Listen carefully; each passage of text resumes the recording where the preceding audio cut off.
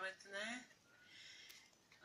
Je tam 17 pesničiek, teda 15. Dve sú tam bonusové, Tábošacká dolina pre vás, Bošačanov, Tábošacká dolina, Obošáci, spievajte si už vždy. Ešte tam je jedna taká pomalička ako bonus, očka sa mne zavírajú. Ja by som chcela poďakovať, stále ďakujem. Ja by som vás tu musela všetkých takto vyobímať.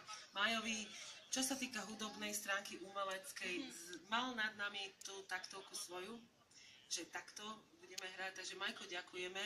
Ďakujeme celej Dunajskej kapele, že prišla za nami oslaviť. To vlastne máme taký malý darček od Majka, ale oni sú z Bratislavy. A z Bratislavy do Bošace sa ťažko chodí, ale dneska prišli. Takže ďakujeme celej Dunajskej kapele. A ďakujem teda pánovi a pani Švecovej, ďakujem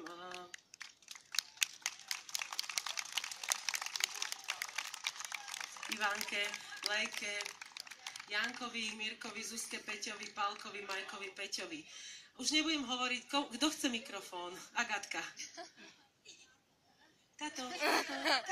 Táto prišiel. Ja ten áno, však šampanské už skoro je Vy stojíš pri mne, povedz niečo. Ty si nikdy moc nehovoril, povedz niečo. No ja nebudem ďakovať teda.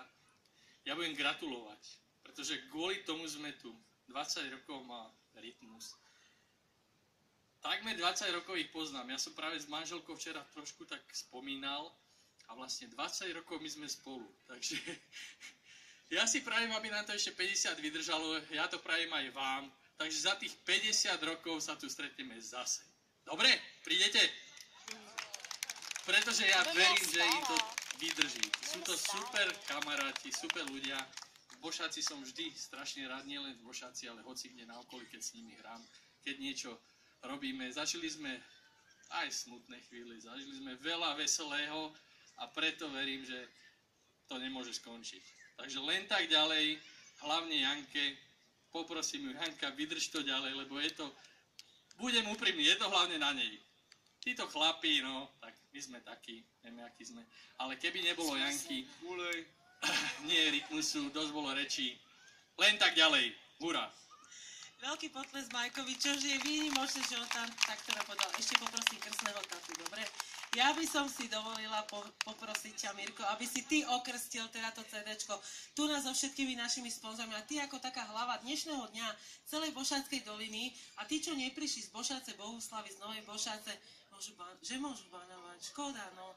Trošku nás to mrzí, robili sme všetko preto, aby nás tu bolo čo najviacej. Ale Miroslav, daj ešte pár viet. Pár viet. Na zdravie.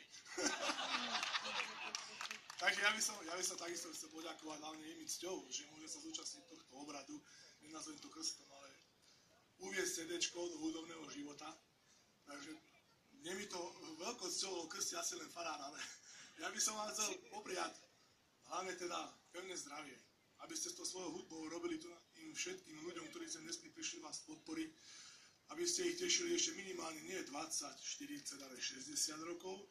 Potom to tu spolu všetci poctivo uslávime. Myslím si, že to bude krásne jubileum. To je taká krásna stovečka skoro. Takže asi toľko. A ešte keď som to mohol odľahčiť, nadáže na toho kolegu, ktorý tu hovoril, teda váš kolega Vtip, ja by sa podal jeden taký školský. Máme tu dvoch učiteľov, takže učiteľka hovorí deťom, že si zahrajú takú hádanku, alebo teda nejakú takú hru na hádanku. A začala hovoriť. Je to biele, dáva to mliečko, a čo to je? Deti rozmýšľajú, teraz sa prihlási Mirko, ako ja, a povie, že kravička? Páči sa mi tvoja úvaha, ale je to kozička. A teraz sa ja pýtam pani učiteľky. A môžem vám dať ja hádanku? Nech sa páči, môžeš. Keď to dávate do úst, je to suché a tvrdé. Keď to vyťahujete, je to mokré a mäkké. Čo to je? Rez za ucho. A ja hovorím, páči sa mi vaša úvaha, ale je to žuvačka. Dobre, takže poprosíme, Zuzanka, daj to ten jeden kus, ktorý zničíme a zároveň si ho do života ponesieme.